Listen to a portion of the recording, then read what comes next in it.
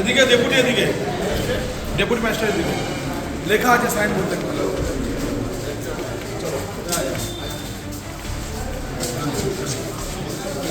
এটা না, এটা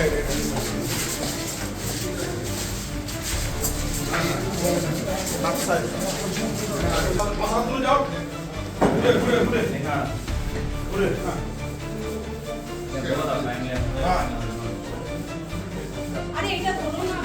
তিনি তো দায়িত্বে আছেন না এখন? নাথ সাহেব বড় এখন দায়িত্বে আছেন। আমি নাথ সাহেবের টেবিলে একটা পত্র রেখে গেলাম। মাননীয় মুখ্যমন্ত্রী 10টা থেকে 10টা 15 পর্যন্ত 10টা 15 মধ্যে আসতে বলেছেন। 5টা 15 পর্যন্ত অফিসে থাকতে হবে। 10টা 52 বাজছে। যার হাতে দায়িত্ব দিয়ে গেছেন এসডিও সাহেব, তিনি চেয়ারে নাই, হয়তো উনি অফিসের কাজে কিংবা ব্যক্তিগত কাজে ব্যস্ত আছেন। ওনাকে কথা বলতে চাইছিলাম, পেলাম না। সেই জন্য আমি আশা করছি উনি ওনার দায়িত্ব ঠিকঠাক পাবেন। পশ্চিমবঙ্গ রাজ্য সরকার জিন্দাবাদ। বন্দে মাতরম। भारत माता की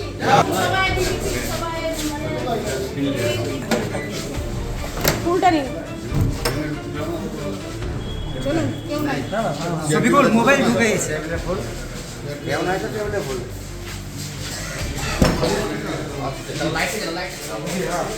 জন্মদিন প্রশংসাপত্র আপনারা পাবেন না, কারণ অফিসার কেন্দ্র জন্মদিন প্রশংসাপত্র পাবে না, অফিসার টেবিলে না। এই রুমটাতে জন্মমৃত্যুর শংসাপত্র আছে। এখন যেমন অফিসার তার সেরকম সরকারি অফিস যাতে ঠিকঠাক চলে সেটা তার দায়িত্ব আপনাদের। এই জন্য তার আচ্ছা আচ্ছা আপনি আসেন না, তাই আপনার টেবিলটা কত বুঝে আসলাম। এখানে আরেকটা দাও, এখানে আরেকটা দাও না। আপনারা ঠিকঠাক অফিস চালাচ্ছেন, তো আমি আশা রাখছি যে আপনারা 10টা 15 যারা সরকারি যারা কর্মচারী আসে এবং মানুষের পরিষেবা পায় সেটা আপনারা দেখবেন। এসডিও অফিসে এসে আমাদের পরিষ্কার বার্তা যে মানুষের কাজ করার জন্য সরকার আপনাদেরকে কর্মচারী হিসাবে নিযুক্ত করেছেন। নির্দিষ্ট মন্ত্রগুপ্তির মাধ্যমে আপনারা সরকারের কাজ শুরু করেছেন। আমরা আমাদের পার্টির পক্ষ থেকে আমাদের সঙ্গে আমাদের হাসন বিধানসভার যিনি ক্যান্ডিডেট ছিলেন মাননীয় নিখিল দা, ওনাকেও মানুষ সমর্থন করেছেন। আমরা কিছু ভোটে হেরেছি হাসনিতে। আমরা এসে এখানে মানুষকে বার্তা দিলাম যে আপনাদের জন্য আপনাদের জনপ্রতিনিধিরা যারা আপনাদের হয়ে দাঁড়িয়েছিল তারা এখনো আপনাদের জন্য কাজ করছে। যে অফিসে এসে মানুষ পরিষেবা পাবে না, পরিষেবা পেতে হলে আবার এক্সট্রা কিছু দিতে হবে, এই ব্যবস্থা কিন্তু চলবে না। সেই জন্য নির্দিষ্ট সময় এসে মানুষকে পরিষেবা দিতে হবে।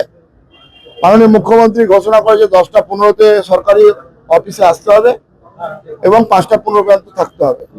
সেটার অন্যতা হলে আইনের মতো চলবে। আমরা যে নীতিতে বিশ্বাস করি সে নীতি হচ্ছে সরকারি কর্মচারী আপনারা এটার উপরে ভরসা রাখুন যে দেশ কে লিয়ে করেंगे काम, काम के लेंगे पूरा दाम। এই মন্ত্র আপনাদের থাক। আপনারা দেশের জন্য কাজ করুন এবং কাজ করার জন্য আপনারা আপনাদের পারিশ্রম বুঝে নিন, আমাদের কোনো আপত্তি নাই। আমরা আমাদের সরকার আসলে বলেছি আমরা আমাদের দায়বদ্ধতা, আমরা 7ম পে কমিশন দেব, আমরা সব দেব, কিন্তু কাজ না দিলে আপনাদের শাস্তিও দেওয়ার ব্যবস্থা করব। মানুষকে পরিষেবা না দিলে সেই ধরনের শাস্তির মুখে আপনাদেরকে আসতে হবে। মানুষের কাছে আমরা সবাই দায়বদ্ধ।